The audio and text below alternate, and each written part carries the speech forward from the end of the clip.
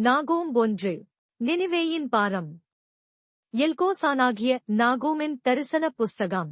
கர்த்தர் எரிச்சலுள்ளவரும் நீதியைச் சரி கட்டுகிறவருமான தேவன். கர்த்தர் நீதியைச் சரி கட்டுகிறவர், உக்கிரகோபமுள்ளவர். கர்த்தர் தம்முடைய சத்துருக்களுக்கு பிரதிபலன் அளிக்கிறவர். அவர் தம்முடைய பகைஞருக்காக கோபத்தை வைத்து வைக்கிறவர். கர்த்தர் நீடிய சாந்தமும் மிகுந்த வல்லமையுமுள்ளவர்.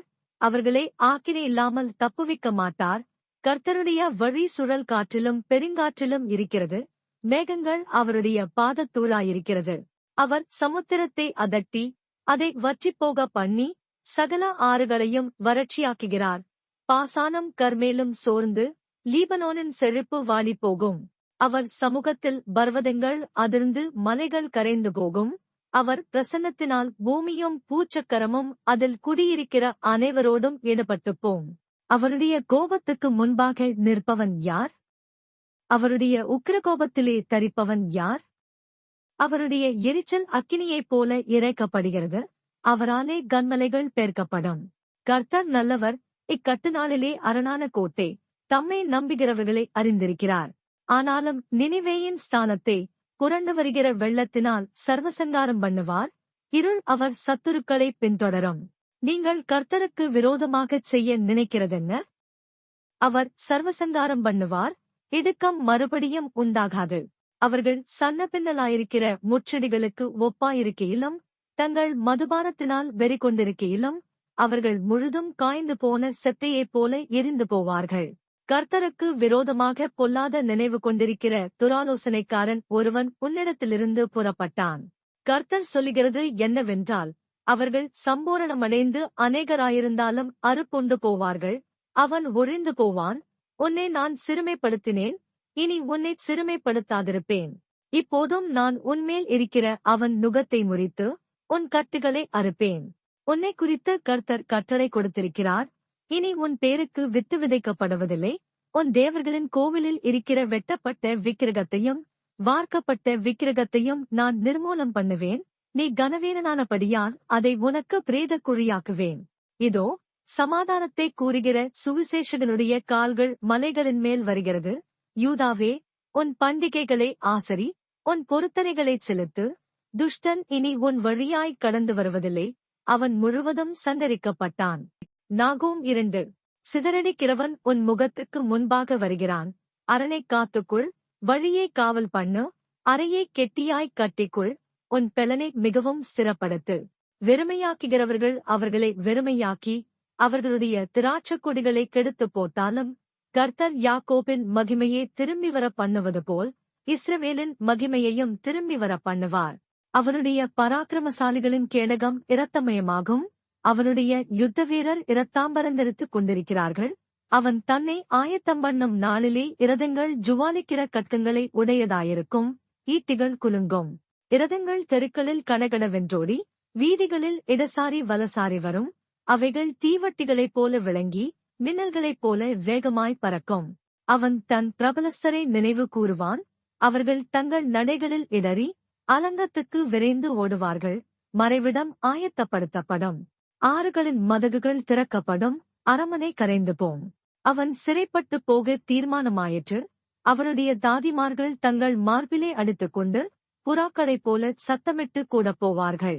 நினிவே பூர்வகாலம் முதல் தண்ணீர் தடாகம் போல் இருந்தது. இப்போதோ அவர்கள் ஓடிப்போகிறார்கள். நில்லுங்கள் நில்லுங்கள் என்றாலும் திரும்பிப் பார்க்கிறவன் இல்லை. வெள்ளியை கொள்ளையிடுங்கள், பொன்னையும் கொள்ளையிடுங்கள். சம்மத்துக்கு முடிவில்லை. இச்சிக்கப்படத்தக்க சகலவித பொருள்களும் இருக்கிறது. அவள் வெறுமையும் வெளியும் பாழுமாவாள். மனம் கரைந்து போகிறது. முழங்கால்கள் தள்ளாடுகிறது. எல்லா இடுப்புகளிலும் மிகுந்த வேதனை உண்டு. எல்லாருடைய முகங்களும் கருகிப் போகிறது. சிங்கங்களின் வாசஸ்தலம் எங்கே? பாலசிங்கம் இறைதின்கிற இடம் எங்கே? கிழச்சிங்கமாகிய சிங்கமும் சிங்கக் குட்டிகளும் பயப்படுத்துவாரில்லாமல் சஞ்சரிக்கிற ஸ்தானம் எங்கே? சிங்கம் தன் குட்டிகளுக்கு தேவையானதை பீறி, தன் பெண் சிங்கங்களுக்கு வேண்டியதை தொண்டையை பிடித்துக் கொன்று, இரைகளினால் தன் கெபிகளையும் பீறி போட்டவைகளினால் தன் தாபரங்களையும் நிரப்பெற்று, இதோ, நான் உனக்கு விரோதமாக வந்து இரதங்களை புகையெழும்ப எரித்துப் போடுவேன். பட்டயம் உன் பாலசிங்கங்களை பட்சிக்கும். நீ இரைக்காக பிடிக்கும் வேட்டையை தேசத்தில் அற்றுப்போக பண்ணுவேன். உன் ஸ்தானாபதிகளின் சத்தம் இனி கேட்கப்படுவதில்லை என்று சேனைகளின் கர்த்தர் சொல்லுகிறார். நாகூம் 3. இரத்தப்பழிகளின் நகரத்திற்கு ஐயோ! அது வஞ்சகத்தினாலும் கொடுமையினாலும் நிறைந்திருக்கிறது, கொள்ளை ஓயாமல் நடக்கிறது. சவுக்குகளின் ஓசையும் உருளைகளின் அதிர்ச்சியும் குதிரைகளின் பாய்ச்சலும் இரதங்கள் கடகடவென்று ஓடுகிற சத்தமும் வீரர் குதிரை ஏறுகிறதும் பட்டயங்கள் துலங்குகிறதும் ஈட்டிகள் மின்னுகிறதும் வெட்டுண்டவர்களின் திரளும் பிரேதங்களின் ஏராளமும் அங்கே உண்டாயிருக்கும். பிணங்களுக்கு தொகையில்லை, அவர்கள் பிணங்களில் இடறி விழுகிறார்கள். தன் வேசித்தனங்களினால் ஜாதிகளையும் தன் சூனியங்களினால் வம்சங்களையும் விற்கிற மகா சூனியக்காரியும் ரூபவதியுமாயிருக்கிற வேசியினுடைய திரளான வேசித்தனங்களை நிமித்தம் இதோ நான் உனக்கு விரோதமாக வந்து உன் வஸ்திரத்து ஓரங்களை உன் முகமட்டும் தூக்கி எடுத்து ஜாதிகளுக்கு உன் நிர்வாணத்தையும் ராஜ்யங்களுக்கு உன் மானத்தையும் தெரிய பண்ணி உன்மேல் தீட்டானவைகளை எரிந்து உன்னை கனவீனப்படுத்தி உன்னை வேடிக்கையாக்கி போடுவேன் என்று சேனைகளின் கர்த்தர் சொல்லுகிறார். அப்பொழுது உன்னை காண்கிறவனெல்லாம் நினைவே பாழாய் போயிற்று, அதற்காக புலம்புகிறவர் யார்? ஆறுதல் சொல்கிறவர்களை உனக்கு எங்கே தேடுவேன் என்று சொல்லி உன்னை விட்டோடிப் போவான். நதிகள் மத்தியிலிருந்த நோ அம்மோனை பார்க்கிலும் நீ சிரேஷ்டமோ? அதைச் சுற்றிலும் தண்ணீர் இருந்தது, சமுத்திரம் அதன் அரணும் சமுத்திரக்கால் அதன் மதிலுமாயிருந்தது. எத்தியோப்பியாவும் எகிப்தும் எண்ணிறந்த சேனையால் அதற்குப் பெலனாக இருந்தது, பூத்தும் லூபீமும் அதற்கு சகாயமாயிருந்தது.